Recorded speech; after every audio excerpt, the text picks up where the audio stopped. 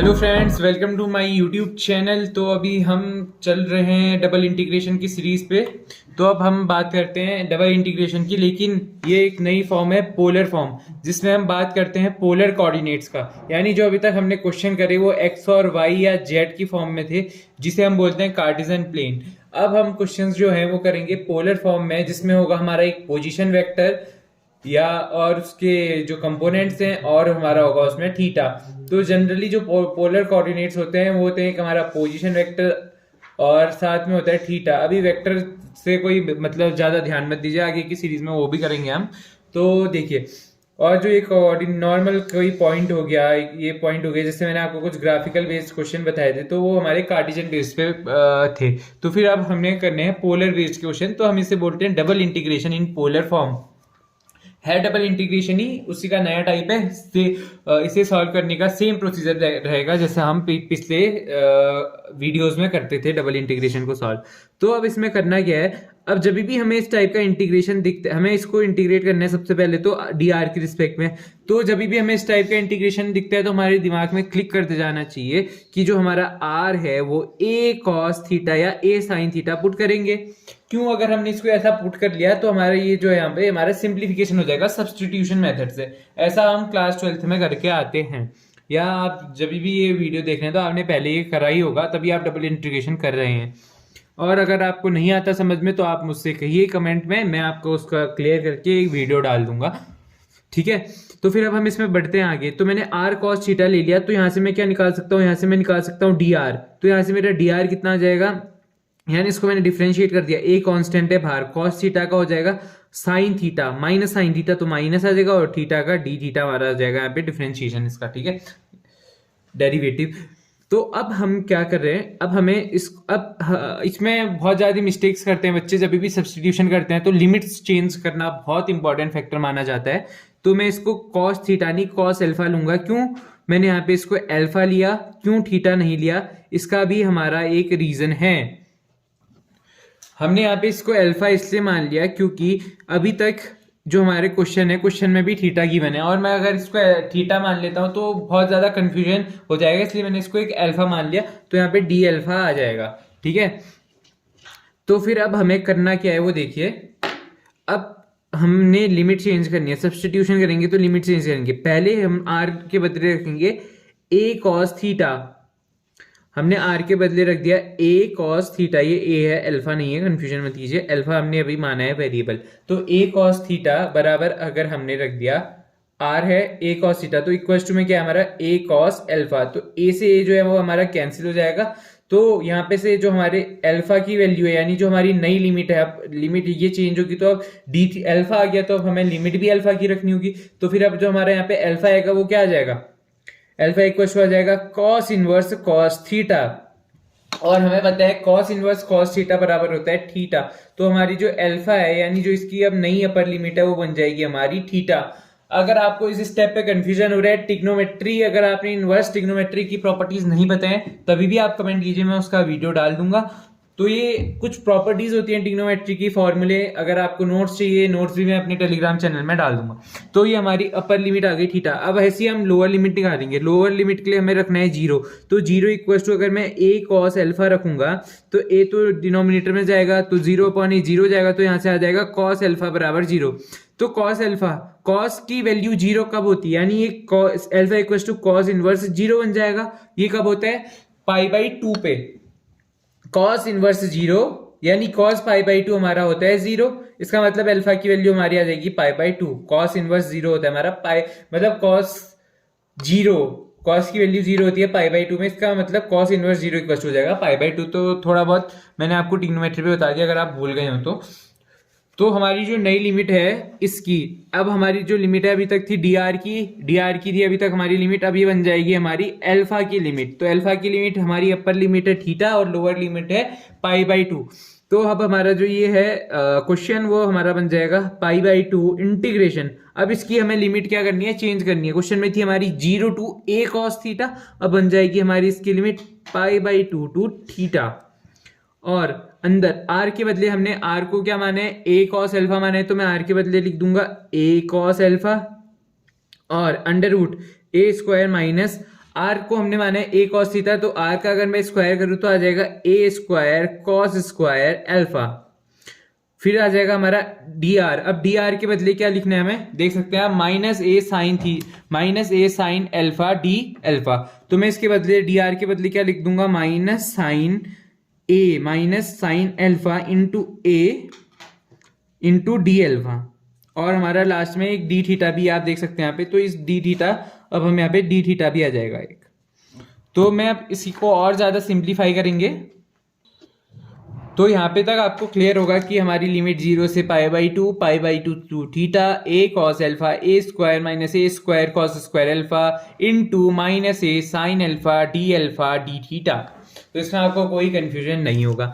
तो अब हम क्या करते हैं, देखिए अब मैं इसको लिख देता हूँ 0 से लेकर पाई बाई टू तक। इसको थोड़ा सा सिंप्लीफाई कर लेते हैं। अब हम ये सिंप्लीफिकेशन आपको सीधे दिख रहा होगा क्योंकि आपने इस टाइप के क्वेश्चंस बहुत करे हुए हैं, पहले प्रैक्टिस करी है। तो मैं यहाँ पे ए कॉस अल्फा लिखूंगा, तो यहाँ पे हमारा आ जाएगा ए स्क्वायर और अंदर बच जाएगा 1 माइनस कॉस स्क्वायर अल्फा। तो इनटू में बचेगा हमारा माइनस ए। तो ये माइनस है, मैं सोच रहा हूँ इस माइनस को बाहर निकाल देता हूँ। तो यहाँ पे मैंने माइनस लिख दिया बाहर पे, -1। तो यहाँ पे बच जाएगा ए साइन अल्फा डी थीटा। तो अब हम इसको और ज्यादा सिंप्लीफाई करेंगे। अब क्या कर सकते हैं हम, हमें पता है 1 माइनस कॉस स्क्वायर अल्फा होता है साइन स्क्वायर अल्फा, क्योंकि हमने एक 10th क्लास में प्रॉपर्टी पढ़ी होती है sine square theta plus cos square theta equals to 1। तो 1 माइनस कॉस स्क्वायर थीटा यानी 1 माइनस कॉस स्क्वायर अल्फा हमारा हो जाएगा साइन स्क्वायर अल्फा। तो मैं इसको लिख सकता हूँ ए, मैंने इसको यहाँ पे मल्टीप्लाई कर देता हूँ, तो यहाँ पे आ जाएगा ए square sine alpha cos alpha, under root में आ जाएगा हमारा क्या, a square sine square alpha. तो यहाँ पे आपको कोई दिक्कत नहीं होगी, यहाँ पे आ जाएगा डी अल्फा डी थीटा। आप देख सकते हैं सिंप्लीफाई हो चुका है, और ज्यादा हम इसको सिंप्लीफाई करेंगे। तो अब लिमिट हमारी आ जाएगी 0 से पाई बाई टू, -1 है हमारा यहाँ पे तो रहेगा। तो यहाँ से अब हमारी जो लिमिट है वो आ जाएगी पाई बाई टू थीटा। और अब देख सकते हैं आप ए स्क्वायर ऐसे ही रहेगा, साइन अल्फा ऐसे ही रहेगा और कॉस अल्फा भी ऐसे ही रहेगा। अब हमें पता है अंडर रूट के अंदर है ए स्क्वायर साइन स्क्वायर अल्फा, तो ये आ जाएगा हमारा इंटू ए साइन अल्फा। ठीक है, मल्टीप्लीकेशन में स्क्वायर है तो वो सीधे अंडर रूट स्क्वायर को कैंसिल कर देगा, यानी इसकी होल पावर 1/2 थी, तो पावर्स जो है मल्टीप्लाई हो जाएगी। तो यहाँ से हमारा ए साइन थीटा आ जाएगा, इसके बाद आ जाएगा डी अल्फा डी थीटा। ठीक है, इतने में आपको कोई दिक्कत नहीं होगी।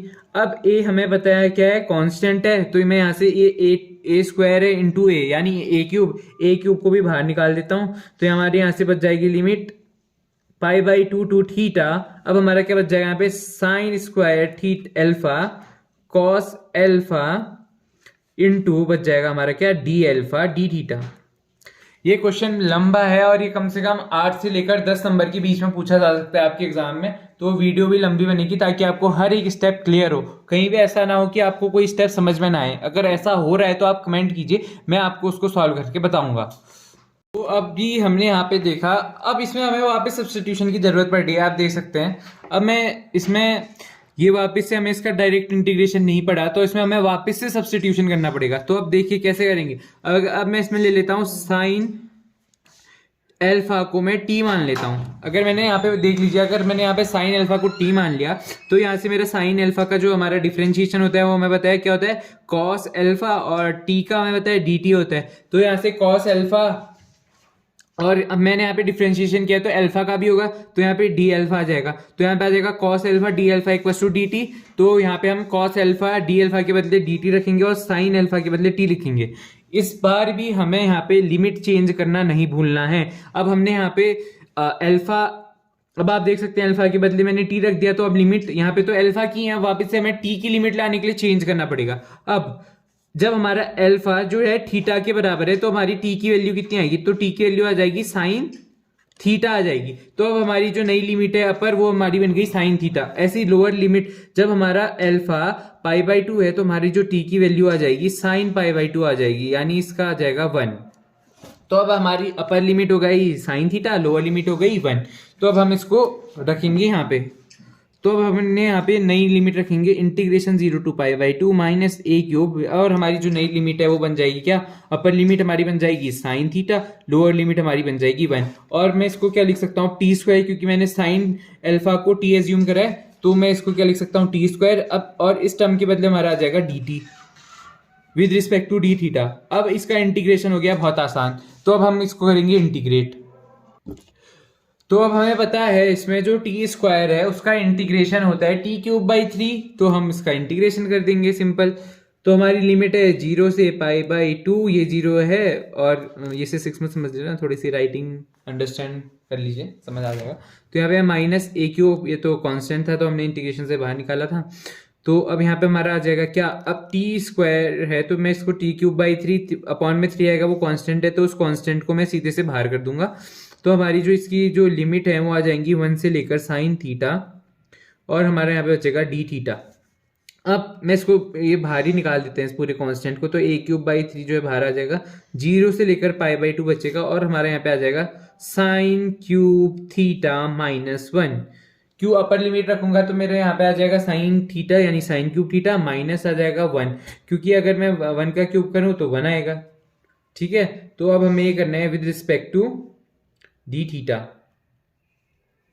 अब हमें इसको करना है थीटा के रिस्पेक्ट में इंटीग्रेट। अब हमारा यहाँ पे चैलेंज है कि हम साइन क्यूब थीटा का इंटीग्रेशन कैसे करें। तो अब हमारा जो चैलेंज है वो है साइन क्यूब थीटा का इंटीग्रेशन। तो जो साइन क्यूब थीटा होता है उसका इंटीग्रेशन करने के लिए हमें साइन 3x का फॉर्मूला पता होना चाहिए। तो हमें पता है जो साइन 3x होता है वो होता है 3 sine x minus 4 sine cube x।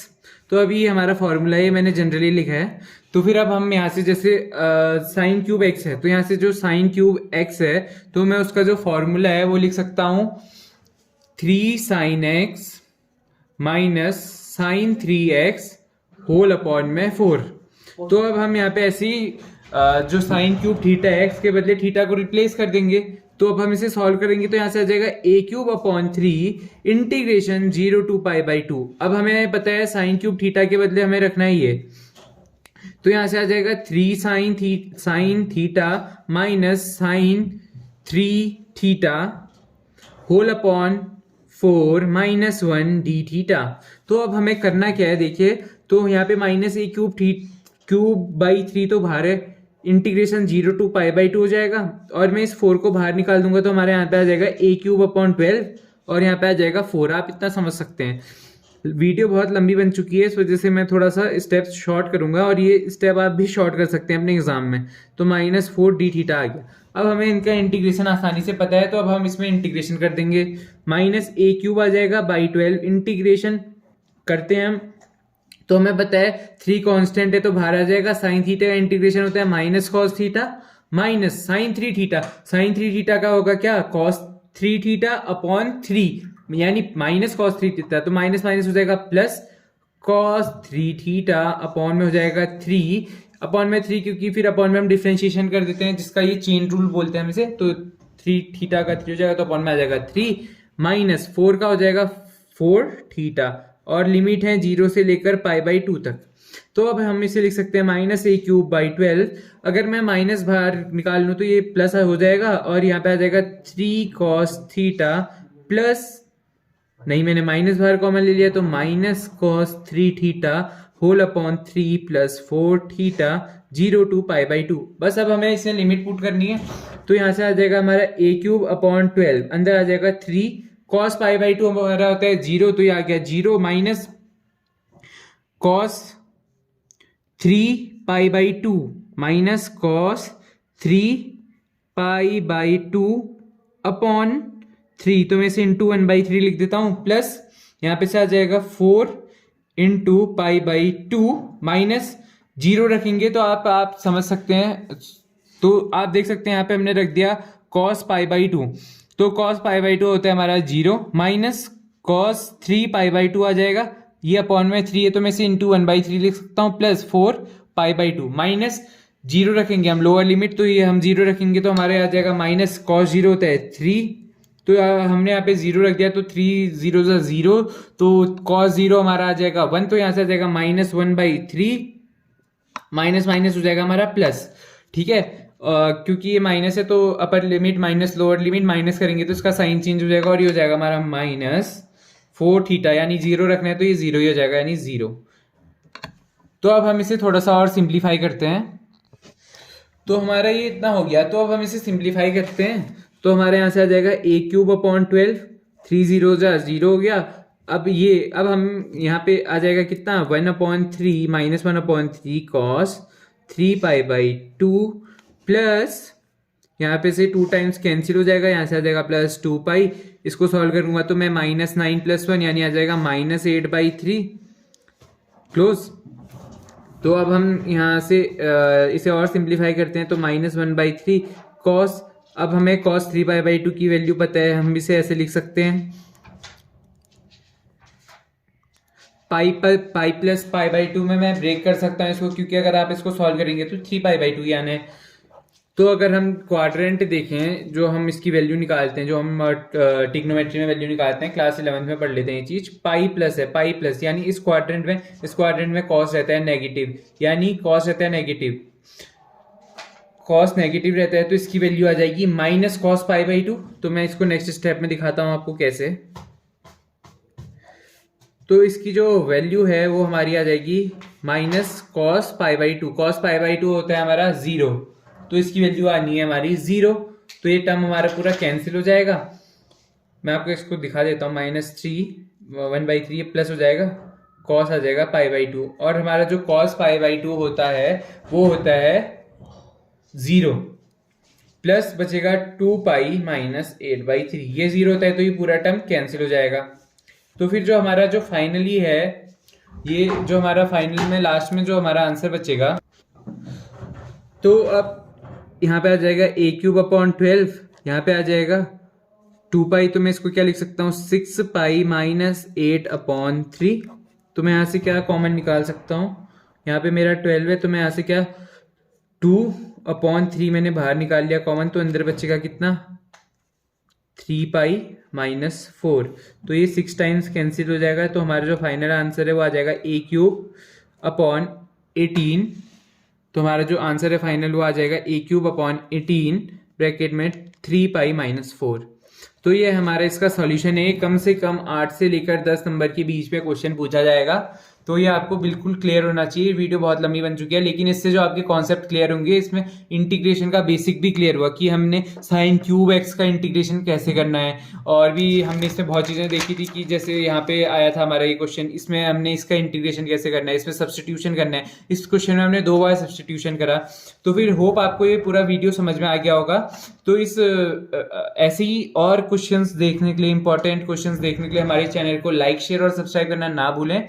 मिलते हैं नेक्स्ट वीडियो में, बाय।